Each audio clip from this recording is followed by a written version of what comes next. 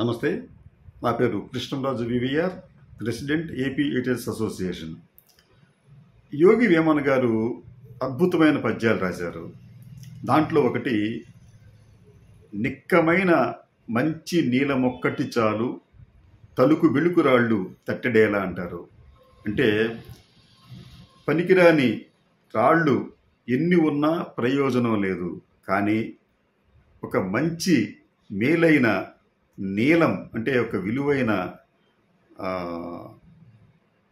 రాయి ఒక్కటి చాలు అంటారు ఆయన. అలాగే ప్రస్తుత రాజకీయాల్లో అనేక రాజకీయ పార్టీలు, రాజకీయ నాయకులు ఎంతోమంది ఉన్నారు. అయితే వారెవరూ కూడా ఆంధ్రప్రదేశ్ ప్రజల ఆశలను నెరవేర్చలేకపోయారు.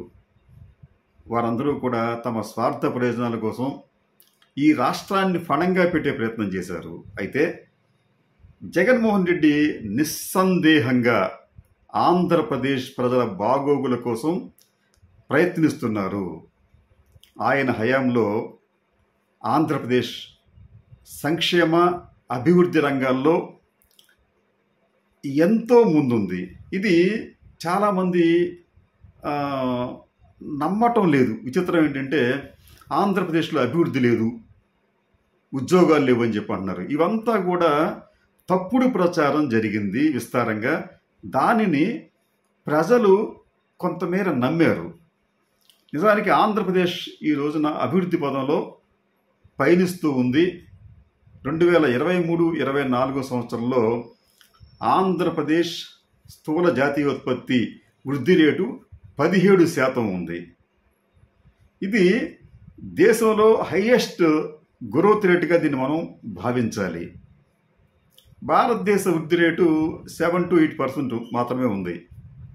దాంతో పోలిస్తే ఏపీ వృద్ధి రేటు అనేక రెట్లు ఎక్కువగా ఉన్నప్పటికీ కూడా ఒక చెడు ప్రచారం చేసేశారు. ఆంధ్రప్రదేశ్లో అభివృద్ధి లేదు, పరిశ్రమలు లేవు. అయితే తాజాగా కేంద్ర కార్మిక శాఖ ఇచ్చిన నివేదిక ప్రకారం ఆంధ్రప్రదేశ్లో నిరుద్యోగ శాతం కేవలం 4.5%. ఇది కూడా ఈ 4.5% నిరుద్యోగం అనేది దేశంలో అతి తక్కువ నిరుద్యోగులు ఉన్న రాష్ట్రంగా ఆంధ్రప్రదేశ్కు ఒక చోటు లభించింది. మరి ఉపాధి లేకపోతే నిరుద్యోగం ఎట్లా తగ్గుతుంది? ఇంకొక వాదన ఏమిటంటే, ఇటీవలి కాలంలో ఆంధ్రప్రదేశ్లో దాదాపు 14 లక్షల పిఎఫ్ ఖాతాలు కొత్తగా యాడ్ అయ్యాయి. పిఎఫ్ ఖాతాలు ఎవరికి ఇస్తారు? ఒక లిమిటెడ్ సంస్థ కావచ్చు, లేకపోతే గుర్తింపు పొందిన సంస్థ కావచ్చు. దాంట్లో ఉద్యోగులకు అంటే పే స్కేల్స్ వర్తించే ఉద్యోగులకు పిఎఫ్ కూడా ఇస్తారు. అటువంటి పిఎఫ్ ఖాతాలు దాదాపు 14 లక్షలు ఆంధ్రప్రదేశ్లో పెరిగాయి. ఇది కూడా దేశంలోనే హైయెస్ట్ నంబర్గా మనం ఆ కార్మిక శాఖ తెలియజేసింది. మరి 14 లక్షల పిఎఫ్ ఖాతాలు వచ్చినాయి అంటే 14 లక్షల మందికి కొత్తగా ఉపాధి లభించినట్టే కదా. ఆంధ్రప్రదేశ్లో ఆదాయం పడిపోయింది, తలసరి ఆదాయం లేదని చెప్పంటారు. ఇది ఒక బోగస్ ప్రచారం. గత 3 సంవత్సరాలుగా చూస్తే ఆంధ్రప్రదేశ్లో ఆదాయ పన్ను కట్టేవారి సంఖ్య 18 లక్షలకు పెరిగింది. అంటే కొత్తగా మీకు 18 లక్షల మంది ఆదాయ పన్నుకు సంబంధించి తమ రిటర్న్స్ దాఖలు చేశారు. ఎవరైనా ఉప్పునే చేస్తారా? ఆదాయం లేకపోయినా కానీ రిటర్న్స్ దాఖలు చేసేవాళ్ళు ఎవరైనా ఉంటారా? కానీ ఏపీలో మాత్రం ఆదాయాలు పెరిగినాయి కాబట్టి దాదాపు 18 లక్షల మంది ఇన్కమ్ ట్యాక్స్ సంబంధించి రిటర్న్స్ దాఖలు చేశారు. ఇది వృద్ధి కదా, ఇది ఆదాయం పెరగటం కదా. నిరుద్యోగ శాతం తగ్గటం అనేది ఉపాధి పెరగటానికి సూచన కదా. ఇక సంక్షేమానికి వచ్చేటప్పటికి చాలామందికి తెలియని విషయం ఏంటంటే, ఆంధ్రప్రదేశ్ అనేది ఈ రోజున నేరుగా నగదు బదిలీ చేసే అంశంలో దేశంలోనే అగ్రగామిగా ఉంది. మోడీ గారి ప్రభుత్వం గత 58 నెలలుగా సుమారు 20 లక్షల కోట్ల రూపాయల నగదు నేరుగా బదిలీ చేస్తే ఒక్క ఆంధ్రప్రదేశ్లోనే జగన్మోహన్ రెడ్డి గారి ప్రభుత్వం 2.75 లక్షల కోట్ల రూపాయల నగదును నేరుగా పేదలకు అందజేసింది. మధ్యలో ఎక్కడా కూడా పైసా కూడా అవినీతికి తావు లేకుండా ఈ మొత్తం పేదల ఇళ్లకు వెళ్ళింది. ఇది గొప్ప అచీవ్మెంట్. ఇంత పెద్ద మొత్తంలో నేరుగా నిధులను బదిలీ చేసిన రాష్ట్రం దేశంలో మరొకటి లేదు. ఆ దేశంలో అతిపెద్ద రాష్ట్రమైన యూపీలో కూడా ఇంత పెద్ద మొత్తంలో నగదు బదిలీ జరగలేదు. ఇంకో మాట చెప్పాలంటే మోడీ గారు చేసిన నగదు బదిలీ 20 లక్షల కోట్ల రూపాయలతో పోలిస్తే ఏపీలో చేసిన బదిలీ 2.75 లక్షల కోట్లు, అంటే దాదాపు 11 నుంచి 12% బదిలీ అనేది ఒక ఏపీ నుంచే జరిగిందని చెప్పి మనం భావించాలి. సరే, ఇది కాకుండా ఇదే ప్రభుత్వం ఈ పేద ప్రజలకు కానీ, రైతులకు కానీ, మహిళలకు కానీ మరో 1,50,000 కోట్ల రూపాయలు ఇండైరెక్ట్గా వారికి సహాయపడింది. అంటే దాదాపు 4 లక్షల కోట్లకు పైగానే ప్రజాధనం ప్రజలకు చేరుకుంది. ఫలితంగా ఆ సొమ్ము అంతా కూడా స్థానిక మార్కెట్లోనే ఖర్చు అయింది. ఈ మొత్తాన్ని కూడా మన ప్రజలందరూ స్థానికంగా వస్తువులు సేవలు కొనడానికి ఉపయోగించారు.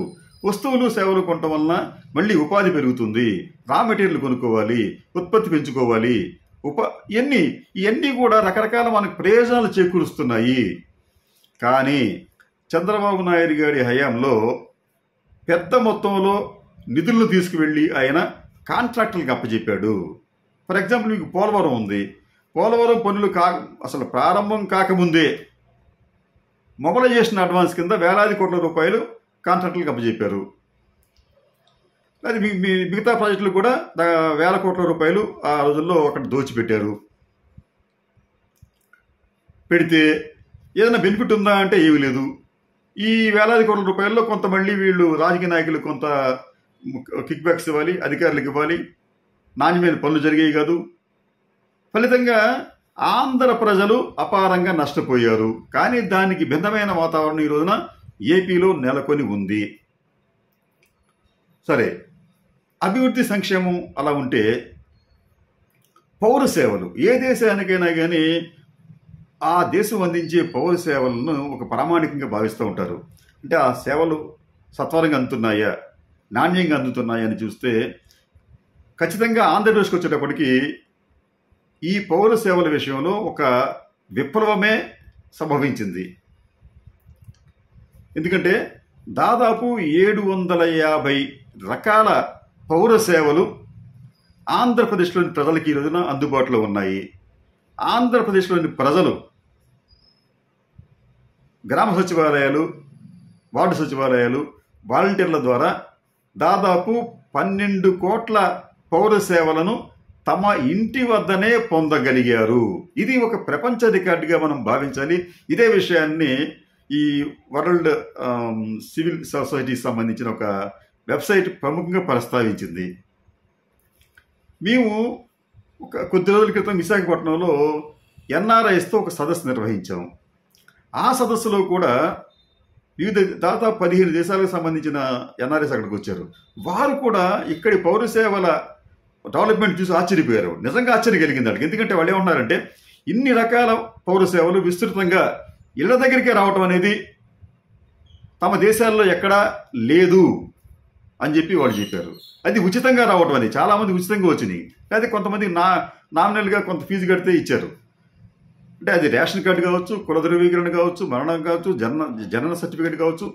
ఇటువంటి సేవలు దాదాపు 750కి పైగా సేవలను ఆంధ్రప్రదేశ్ ప్రభుత్వం ఇస్తుంది. భారతదేశంలో మరే రాష్ట్రం కూడా ఇటువంటి సేవలను ఇంత విస్తారంగా అందజేయటం లేదు. మరి ఇది ఎంత గొప్ప అంశంగా మనం దీన్ని భావించాలి. అయితే ఇవన్నీ కూడా బూటకమే, వాస్తవం లేదని చెప్పంటూ ఈ రోజున కొన్ని రాజకీయ పార్టీలు ఒక కూటమిగా చేరి ప్రజలను పెడతో పట్టించే ప్రయత్నం చాలా ముమ్మరంగా చేస్తున్నాయి. అయితే జగన్మోహన్ రెడ్డి గారికి సంబంధించి ఆయన దగ్గర ఒక లక్ష్యం ఏంటంటే, ఎవరు ఏమి చేసినా ఎన్ని కుట్రలు పడినా ఆయన మాత్రం ధైర్యంగా ముందుకు వెళుతూనే ఉన్నాడు. ఆయన వ్యక్తిత్వం ఎలాంటిదంటే, మీకు బైబిల్లో ఒక కథ ఉంది, డేవిడ్ అండ్ గొలాయత్. గొలాయత్ అనే అతను పాలస్తీనాకి సంబంధించిన వ్యక్తి, బాగా అత్యంత బలశాలి. ఆయన సైన్యం కూడా అపారంగా ఉంటుంది.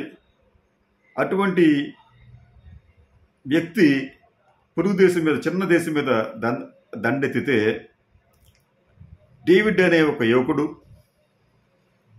తన దగ్గరున్న బడిసెలతో, చిన్న రాయితో ఈ గొలాయతని కుప్ప కూలుస్తాడు. అలాగే జగన్మోహన్ రెడ్డి అనే ఈ డేవిడ్ కూడా 2019 ఎన్నికల్లో గొలాయత్ లాంటి జాతీయ స్థాయి నాయకుడు చంద్రబాబు నాయుడు గారిని ఒక దెబ్బతో కుప్ప కూల్చాడు. తెలుగుదేశం పార్టీ దారుణమైన పరాజయాన్ని పొందింది.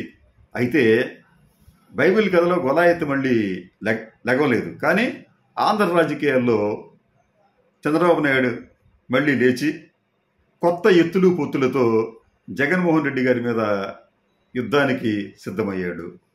అయితే జగన్మోహన్ రెడ్డి గారి వైపు సంక్షేమ ఫలాలు, అభివృద్ధి ఫలాలు, నైతికత, మంచితనం ఇవన్నీ ఉండటం కారణంగా వచ్చే ఎన్నికల్లో కూడా ఈ డేవిడ్ లాంటి జగన్ మరోసారి ఈ ప్రత్యర్థి అనైతిక కూటమిని ఓడించడం బహుశా ఖాయంగానే కనిపిస్తోంది.